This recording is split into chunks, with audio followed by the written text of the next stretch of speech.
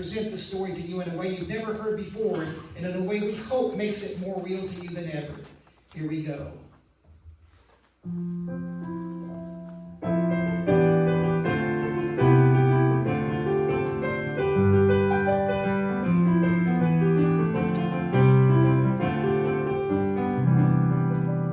News to the Jews, starring Solman Ben David. Oh, I just can't get over that crazy intro they give me. I don't understand who wrote that. But anyway, today, on a serious note, it probably was the darkest day in the history of our nation. Midnight came at noon today. We blacked out for 3 straight hours. A man, totally innocent, totally blameless, was crucified in the worst way possible, and we don't understand. As we reflect on this terrible day, I reflect on my career and how I got here today and the journey I've been through myself. I'm going to share with you just a few moments here, ladies and gentlemen, in my audience today. I was an intern about 30 years ago at this fine Holy City TV station, dreaming one day of having a show like this, and then an incredible story broke. And all I could do was watch, because at the time, all I could do was run errands for people, get them coffee, things like that. I was just an intern. But I wanted to interview Mary so badly, and some others. But the Christmas story came. And we had at midnight full day sun because of the star of Bethlehem that shone. Everybody knew something really incredible was happening. The star led the way first to the stable, the manger where Jesus was born, and then later to Mary and Joseph's house, where Jesus was beginning to be a toddler and growing up, for the wise men to see. I saw all this, longing to report about it, intrigued. Had it really happened? Had the Messiah come? And all the excitement that built up. The terrible thing when Herod tried to kill all the 2-year-olds to get rid of Jesus. And Jesus fled. And then for so many years, nothing happened. I struggled along, gradually promoting myself. I became a newscaster and started to get more work here at the station. Things began to improve for me. But everything went silent on this incredible event. People almost seemed to forget about it. It was not there anymore. People weren't talking about it. Until finally one day, about a decade later, it was thought that Jesus was teaching in the temple as a 12-year-old, and his parents had lost track of him. So we know about that. But then everything went silent again. Nothing. For years, probably over another decade and a half went by with absolutely nothing happening with this so-called Messiah that was to save us all. In fact, when I did a little research to see where was Jesus now, he was apprenticing with his dad Joseph to be a carpenter. Just not preparing to take a throne as a king, not looking for a palace to dwell in. No, he was just out eating an ordinary life, apprenticing to be a carpenter. Nothing happened. I began to totally doubt. I shook my head. I had once had such great visions of this event, but now nothing. Nothing was happening. But then he began his public ministry finally. And things began to happen again. We saw the Holy Spirit descend on him when he was baptized. We saw him feed 5,000 and 4,000 people. We saw him heal every disease imaginable, from blindness to deafness to muteness to lameness, everything. And then finally we heard about he walked on the water. And then we heard about getting demons out of people.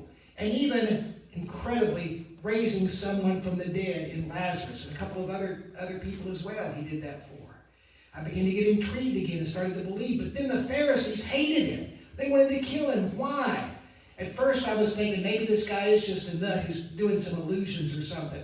And maybe he's just trying to take over the religious people we were always used to. I was a diehard Jewish person. I followed all these traditions. But as I studied more and more and looked more and more, and then I heard the Sermon on the Mount. That finished me. I was a believer, and I'm not ashamed to say so. I've said so many times on this program. But today, the awfulest, most worst thing imaginable has happened. And indeed, midnight glory at Christmas became midday darkness today, as Jesus Christ, innocent in every way, was crucified in the worst possible way. Today, I've gotten famous for my 3-question interview. We don't keep somebody on here forever and drag them out and try to bleed them dry. We ask 3 pertinent questions that hopefully gets to the root of the problem. Today, we have chosen the man who made this happen, Pontius Pilate. And Pilate will now come into the studio for his 3-question interview, and I just can't wait to hear what he's got to say. So, Pilate, you're the one that made all this possible. Yes, but I never felt comfortable with it. In my eyes, this man did nothing wrong. For all I know, he really was the King of the Jews. I mean, he healed people, he fed people, and he did miracles. But the people hated him. They said he had a God complex. He thought he was God. I think they actually envied him. So, Pilate, you know what I'm going to ask you next. Why didn't you stop it? I could see a riot was going to break out if I did. In the end, it was the right move politically. But my wife even warned me this was wrong. I tried to release one of their prisoners to them. The Jews chose Barabbas. I tried. Finally, I washed my hands in front of them. I wanted no part. I still think it was wrong, but it is what it is. Well, finally, Pilate, I got to ask you this question. You saw what happened today. Everything went dark. The Holy of Holies ripped down the middle. There were reports that people even rose out of their graves. Obviously, something really went wrong here. A bad mistake was made. So what do you think now? Honestly, I dreamed of political fame and glory. Instead, I think my name might go down in infamy.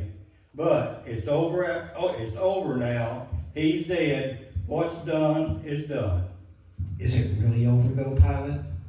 Not really. Ladies and gentlemen, we're all somber today over this terrible day. And all we can do is move forward to tomorrow. We're going to have a special Sabbath day edition of News to the Jews tomorrow as things kind of calm down and we reflect on all these things. Even so, we're going to be talking about these rumors that Jesus claimed he was going to raise his body from the dead after he was destroyed. Will something else happen? I'm holding on to hope because I believe there's more to this story. Join me tomorrow.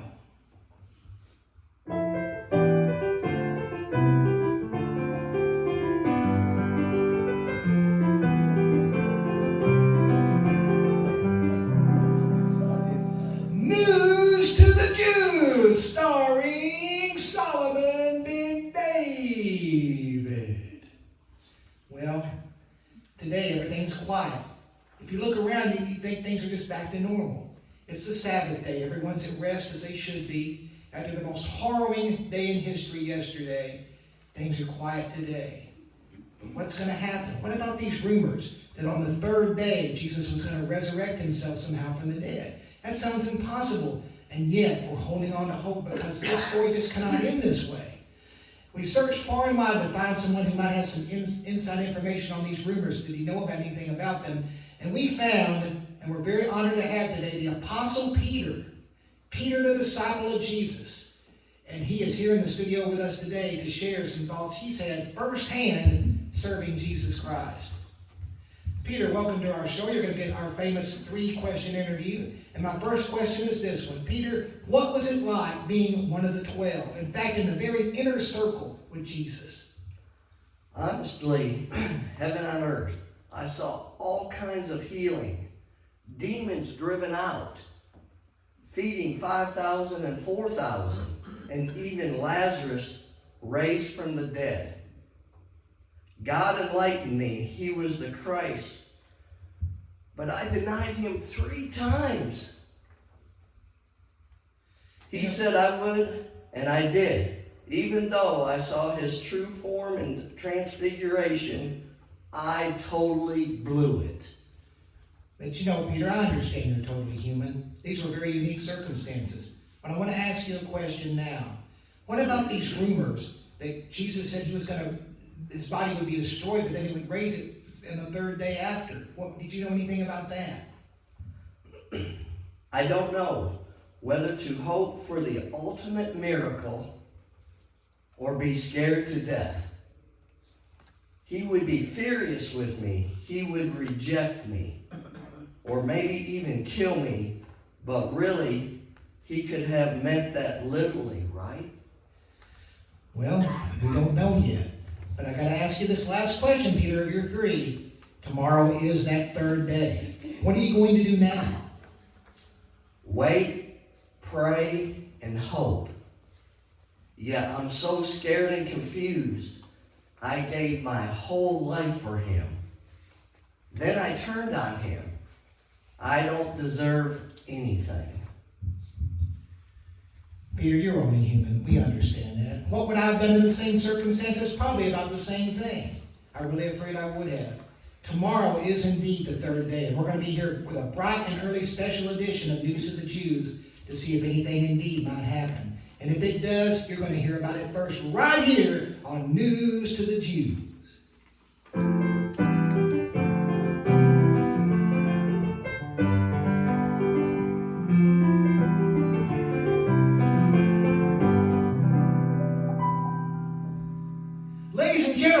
Ladies and gentlemen, there's a rumor floating around. The body is not there anymore. It's been moved or something's happened. The stone's been rolled away. We don't know what's going on. Everybody's murmuring and buzzing, and they can't stop talking about what is going on here. Well, I've looked far and wide for someone that might know something, and I am so blessed. Remember I told you a couple days ago I'd longed to interview Mary, the mother of Jesus? Well, today my dream has come true. We have Mary, the mother of Jesus, today in the studio with us.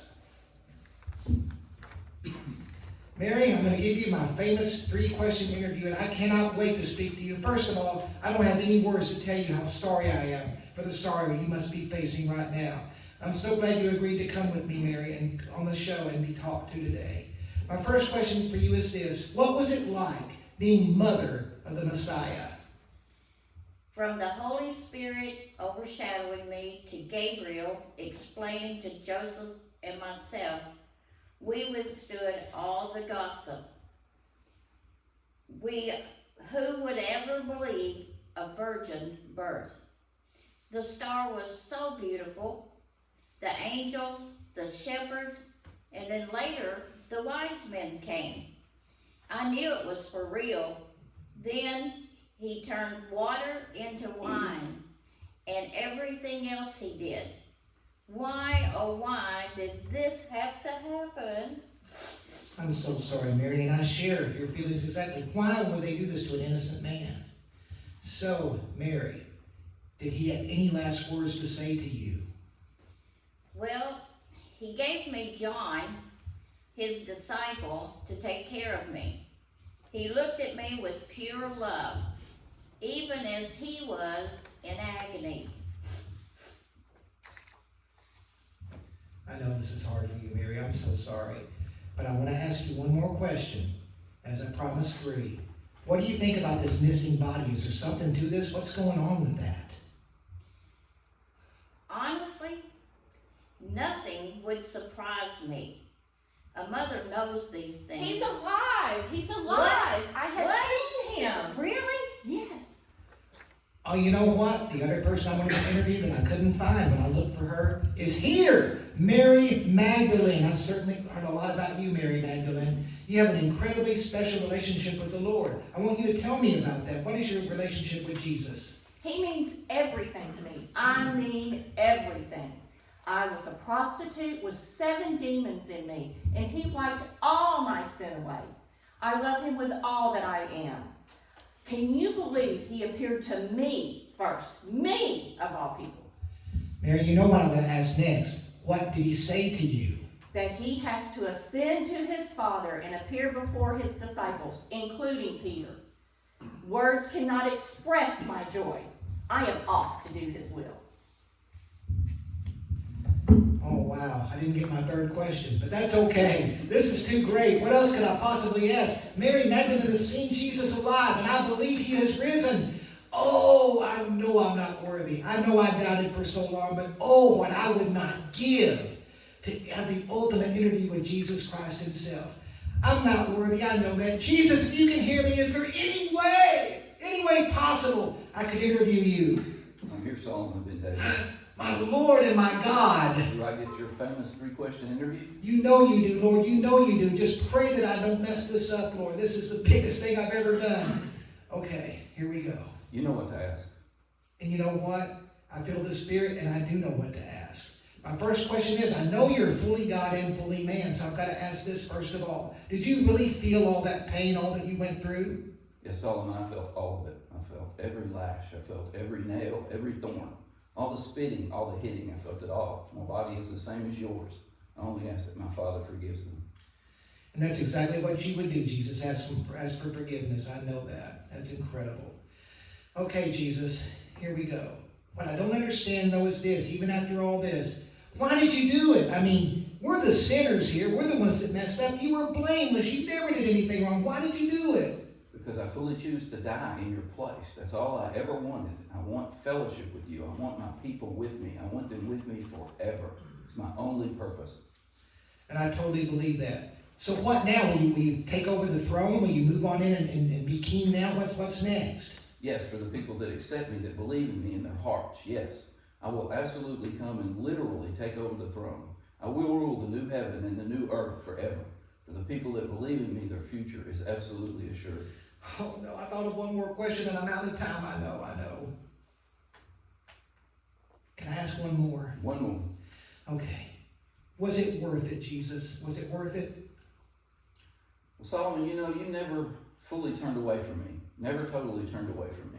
In the end, you saw the light. And if you had been the only one that had seen the light, it would still have been worth it, every bit of it. You are truly my Lord. Thank you so much, Jesus, for coming on. Ladies and gentlemen, Christ has risen. It's true. Believe it. And I have a special song here to share with you as we wind this up. It's called I Did It All For You.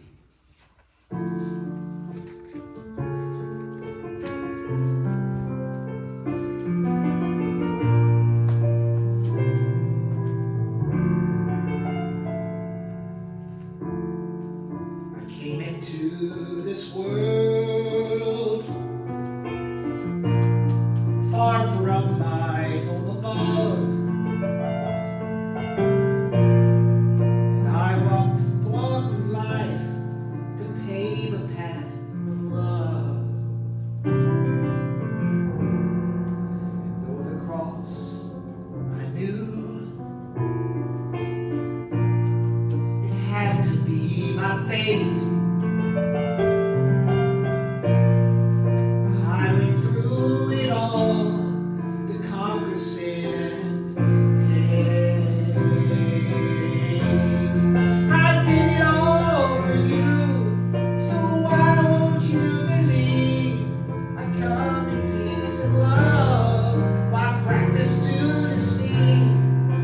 always be with you. If in my word you'll stay.